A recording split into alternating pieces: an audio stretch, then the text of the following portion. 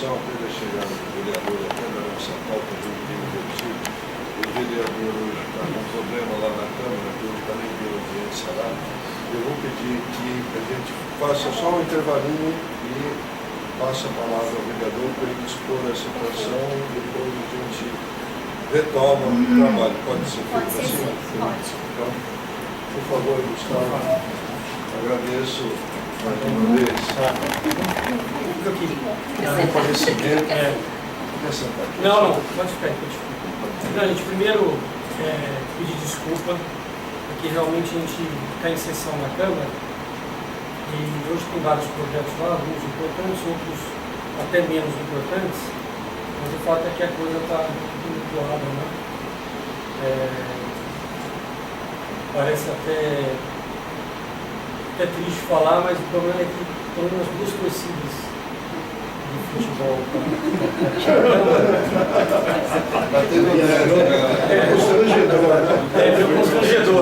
Constrangedor. Mas o fato é que as duas torcidas estão indo para lá por conta de um projeto de lei que cria o dia do orgulho campineiro no título do Guarani. A gente até... Eu sou até um admirador do futebol, um entusiasta, e acho até que o Derby deveria ser considerado patrimônio material da cidade. Tem até uma proposta que está surgindo agora para isso, para preservar o valor, né, simbólico que tem a rivalidade sadia. Mas a coisa está descambando ali para uma coisa meio agressiva, nas redes sociais uma torcida prometendo a outra, tem isso lá. Mas o fato é o seguinte, só que eu vim aqui hoje, na verdade, porque eu recebi informação, né, da análise que vocês estavam fazendo no projeto que eu assinei, que eu propus à Câmara, um parecer, inclusive, negativo, assim, no sentido de, falando um pouco da inconstitucionalidade, de alguns outros aspectos do projeto. Então eu fiz questão de vir aqui, assim, esclarecer um pouco o propósito do projeto, e evidente que levar em consideração as opiniões, né? Eu li o parecer, vou estudar mais a fundo, porque em um momento a gente quis apresentar um projeto contrário à visão da sociedade civil organizada e muito bem representada aqui nesse conceito. A natureza do projeto vem um pouco, principalmente está relacionada à situação de crise hídrica que a gente vive no país, especialmente no estado de São Paulo. Então eu, no início do ano, eu elaborei alguns projetos relacionados a isso. Um projeto mais focado no consumidor imediato, que era a ideia de que o desperdício de água pudesse ser, inclusive, combatido, condenado até com uma multa individual, aquele caso mais tradicional, né, do desperdício de água, das pessoas varrendo, vamos dizer assim, a sua calçada com água, como uma forma de mudar essa cultura, de condenar esse tipo de atitude, uma multa simbólica, mas uma multa, esse projeto está correndo na Câmara. Um outro diz respeito a postos de gasolina e a lava-jatos, no sentido de forçar a utilização de água, de não utilizar água potável na lavagem dos carros, etc., e utilizar água de reuso para esse tipo de atividade. É um projeto que também está em andamento. E o terceiro, que é esse projeto que vocês analisaram. Esse projeto também, o objetivo dele é em torno desse tema, né?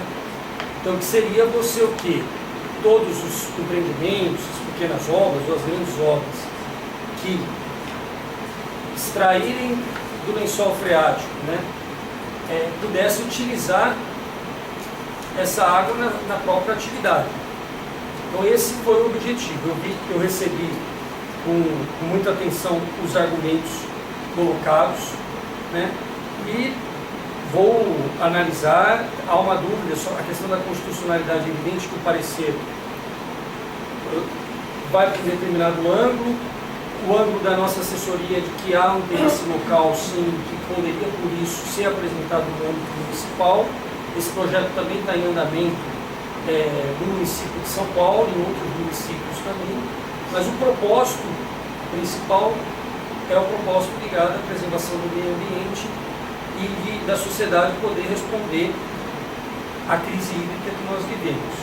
né? Responder não só o cidadão consumidor, que é esse que eu apresentei em relação à multa, mas também todos os empreendimentos, todos aqueles que são muito importantes no desenvolvimento da cidade. Então era isso. Então, o que eu vou procurar fazer? Diante dessa análise, eu vou me comprometo com vocês de analisar melhor o projeto, de conversar com os meus pares, de ver a possibilidade, se há possibilidade de emendas no sentido de resguardar as preocupações que estão sendo colocadas pelo Conselho.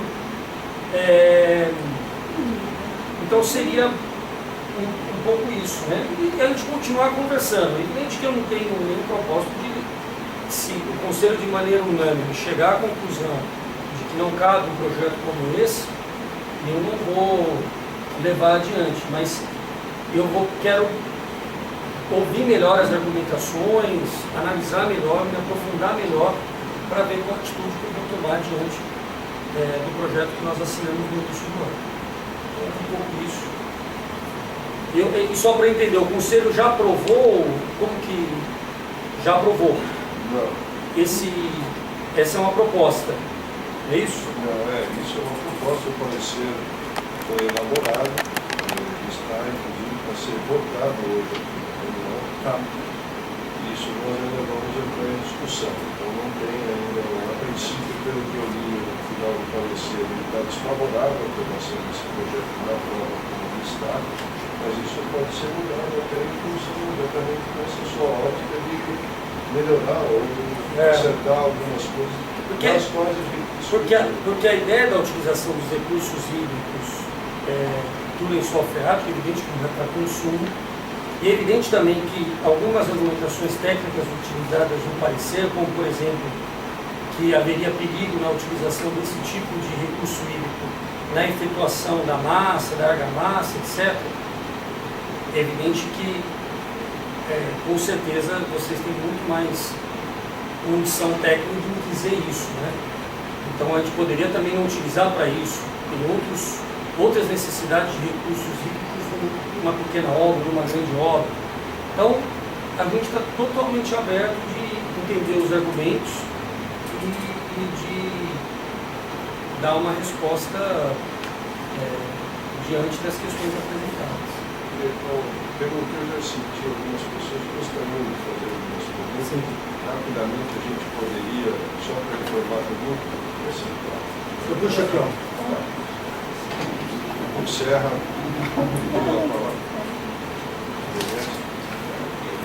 Vamos ver. De maneira prática, já que eu sou construtor há 50 anos, já construí dezenas de casas, dezenas de prédios, de todos os tamanhos. Então, o que eu posso dizer é que a construção de uma casa, ela gasta menos na construção do que quando ela é ocupada pelos moradores. Por quê? Porque eu digo isso de maneira concreta. Eu admiro a sua preocupação na questão da utilização da água de maneira responsável. Mas não é esse tipo de economia que a gente tem que ir atrás. Mesmo que 90% das casas não tem nascente. E só vai brotar água se pegar numa nascente.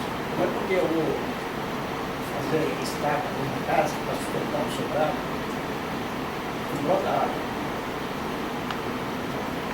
Isso é onde está surgiu esses dados estatísticos, que a construção gasta água demasiado e que deveria essa água ser utilizada na própria construção. Não existe água. Tem água e se tiver um pouco de água é só se está liberando assim. Como também já tive vários casos de prédio que eu seria obrigado a canalizar a nascente, drenar a água e ela vai para o bueiro da rua. A gente fica na boca do dono, geralmente é condição. Nos prédios estão colocados, por exemplo, na Barão de Agara, Silvestre, são locais que passam, porque na Barão de Agara antigamente passavam aqui. E a pessoa do leste não avança, ainda passa. Passa que história toda vez que eu não Não choro. dá nem para fazer subsolo lá, porque a água aumenta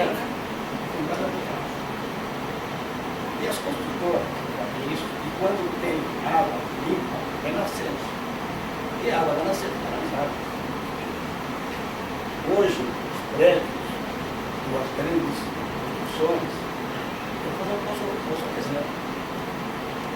E quem consuma maior água, mais água, parece que a indústria testa.